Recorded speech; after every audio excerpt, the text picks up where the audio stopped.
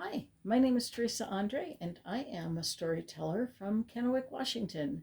Today, I'd like to introduce you to my program that is called On the Trail, a good road from Plymouth Rock, Massachusetts to Seattle, Washington. But we're going to be focusing in on the Washington state aspect of this good road. A couple of things I wanted to go over before I launch into the program.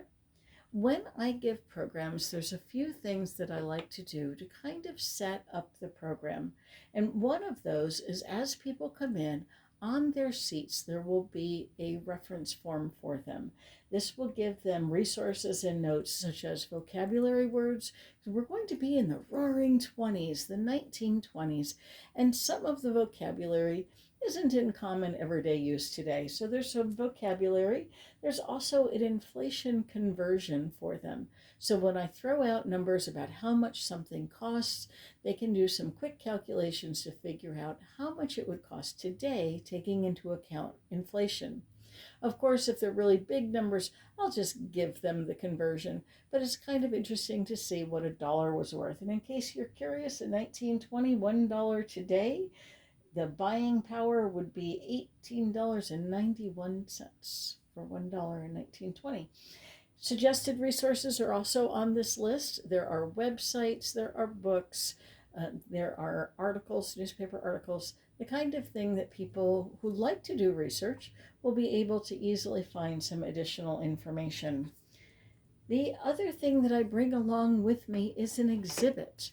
And that exhibit, well, I can show you some of the items here in this slide. I bring maps that show all the different trails during that time frame within Washington state, a replica of the signs that would be placed along the Yellowstone Trail, some postcards that were sent from townships of that era, some advertising material from different places that said that they were on the trail, the kinds of things that you could buy if you're a tourist during that time frame and you're riding on the trail in Washington state. The other thing that I will be doing is I'll be going through the trail, not stopping at every single town, but stopping at various places along the way and giving stories of the people and places that we're looking at. I will tailor a section of the presentation to each community that we go to. Like, for example, I gave this program in Richland not too long ago, and so I was able to bring in some information about what is the current Tri-Cities, Kennewick, Richland, and Pasco, into that part of the presentation. I later did it in Walla Walla. And Walla Walla had a major role in the Yellowstone Trail, at least in Washington state. So again, I was able to brush up the information on Walla Walla for that particular group. Walla Walla will be included in everything, but I was able to add just a little bit more. So let's get going on the trail. So usually I start out with looking at trails, and everybody has probably heard of the Oregon Trail.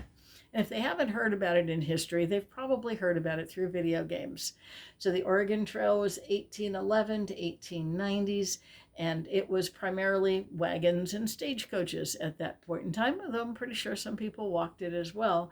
But when we get to the 1920s, we get to 1912 to 1930, we're coming into the Good Roads movement, where automobiles are becoming so much more accessible, and the entire country, it seemed like we're just obsessed with going to see things in other places, particularly people out west going back east, people back east coming out west.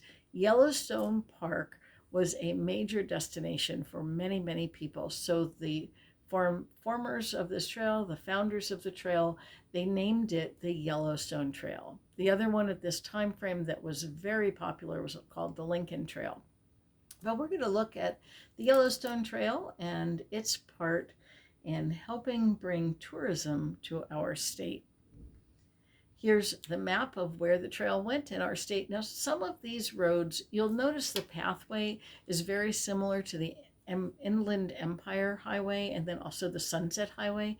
Those two highways already existed. So the Yellowstone Trail Association used things that were already existing. They kind of knit together a bunch of information. When I say Yellowstone Trail, I'm not talking about a group building roads. I'm talking about a group promoting a way to go, a pathway, a trail.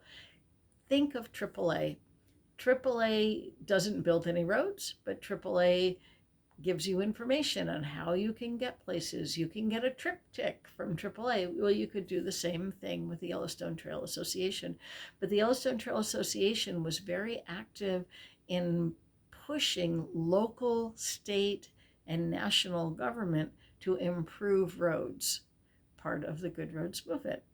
So anyway, well, you can see we have two pathways. And when you looked at that entire map of the whole United States, we're the only one with two.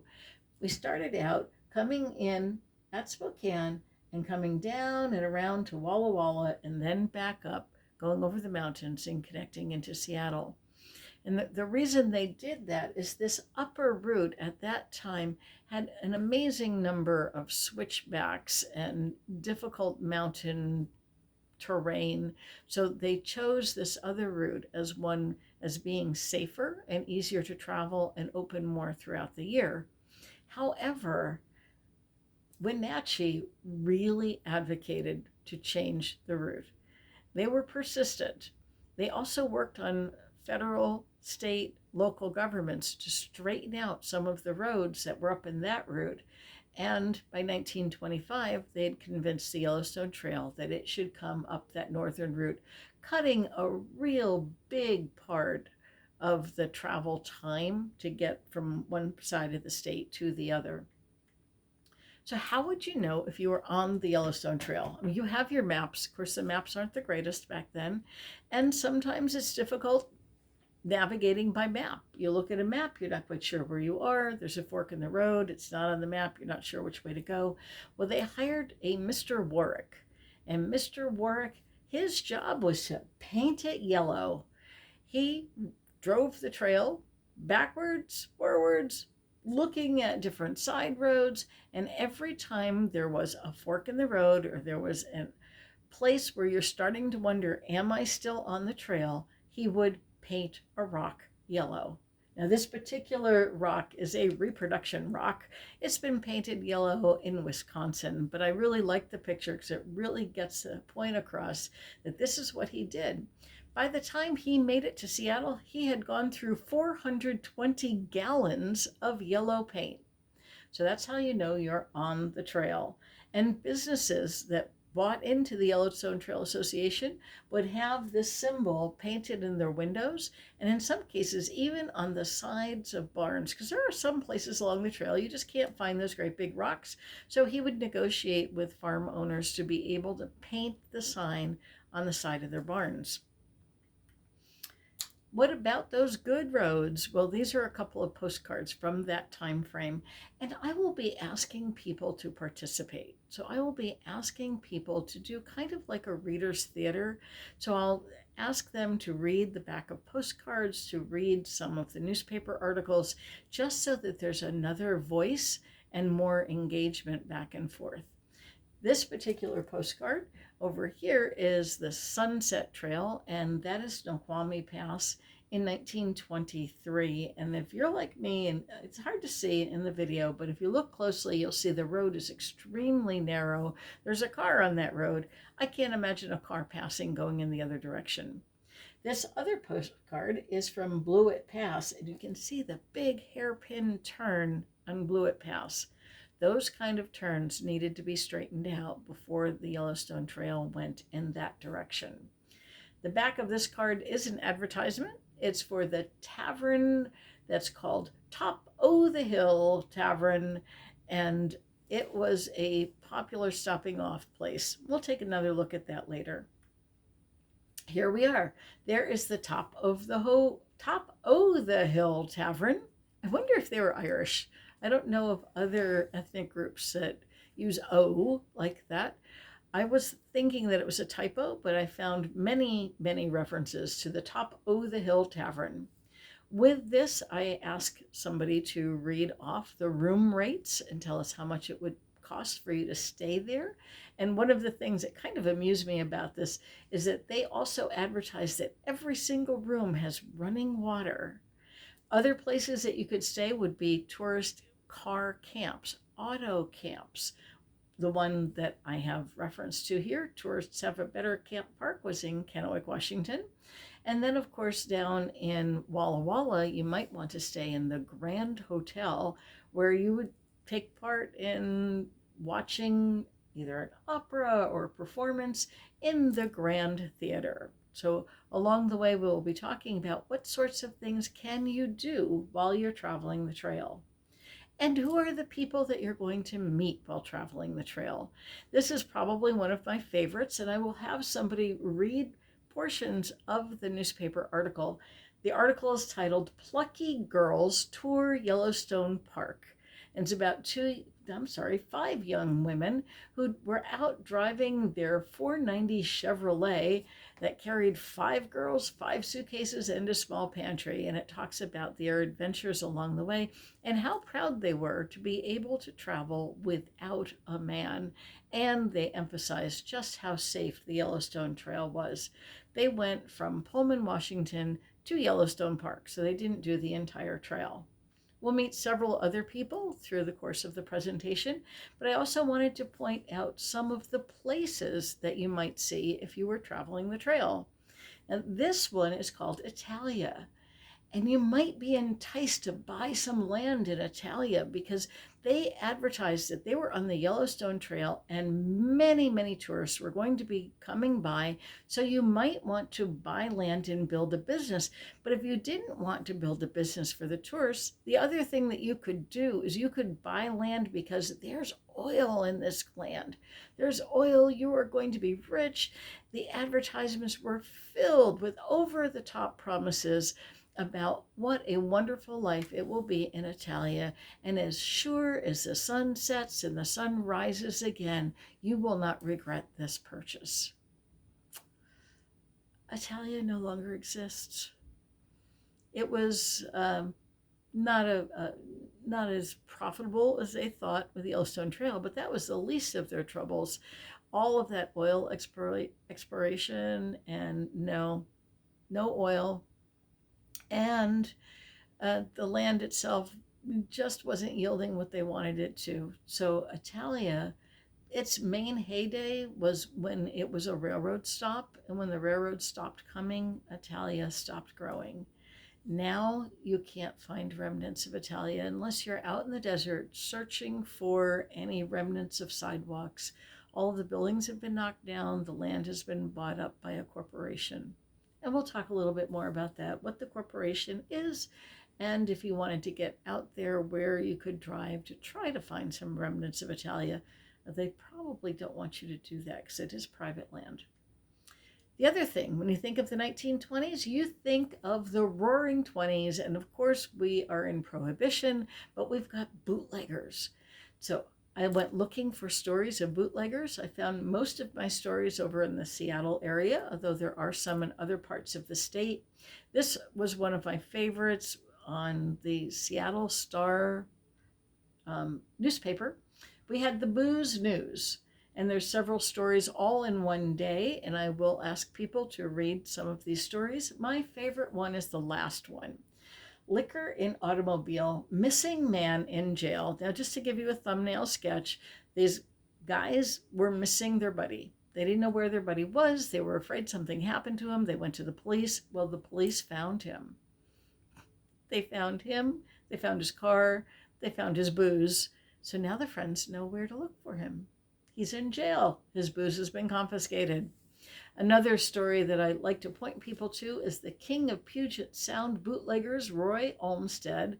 There are several books that have been written about him. I have in the references my favorite book, and of course a synopsis from historylink.com. I think people should look at those stories. He had an amazing life. He was a gentleman bootlegger, and I think that he needs to be more well known. Also during this time frame, flappers. Flappers are something that you think of when you think of the Roaring Twenties. However, I found very few references to actual flappers in Washington. Most of them were in Washington, D.C. or on the East Coast, but I did find some references to flappers. And again, I will be asking for help reading these stories. The one that I like the most isn't about flappers themselves, but it's about the negative attitude towards flappers. During a Sadie Hawkins time frame, the town of White Bluffs decided that they needed to promote all of their eligible bachelors, and Otis W. Brown made sure that in his write-up, the promotion of him while he's looking for a wife included no flappers need apply. The other thing you think of when you think of the roaring 20s is you think of jazz music. And so once again, I'll be talking about various places that promoted jazz music that were along the trail. Unfortunately, the trail ended as an organization in 1929. So you know what happened in 29 with the stock market crash. That wasn't the only thing that did them in. The other thing was the federal government, local governments, statewide governments, all were getting frustrated with the lack of consistency and continuity in finding information about how you can travel across country. So the federal government came up with the numbering of the highways. Remember Route 66? Yeah, all of those route numbers started to come into being. And once that happened, people no longer needed to pay to be part of the Yellowstone Trail Association or any of those other associations. So basically by 1930, we see all of these associations folding, including the Yellowstone Trail. However, today there is a Yellowstone Trail Association that's an internet kind of club, but it's an internet organization that you can join for a very reasonable price, and they will provide you with information. You can buy books that give very detailed accounts of where you can go throughout the country, and they do an excellent job of where you can see Yellowstone Trail remnants in Washington State. If you're traveling the state, I hope you come through the city of Sunnyside. If you do, you will see a mural on one of the buildings that is the entire Yellowstone Trail. And of course, they do put Washington State up there very prominently. And Washington State, you can see some of the agricultural products. There's grapes, there's cherries, there's apples. There are trees and mountains and rivers. I think they captured it pretty well. So I do hope that you get a chance to come along with me on the Yellowstone Trail. We're going to be on the trail throughout Washington State. Thank you.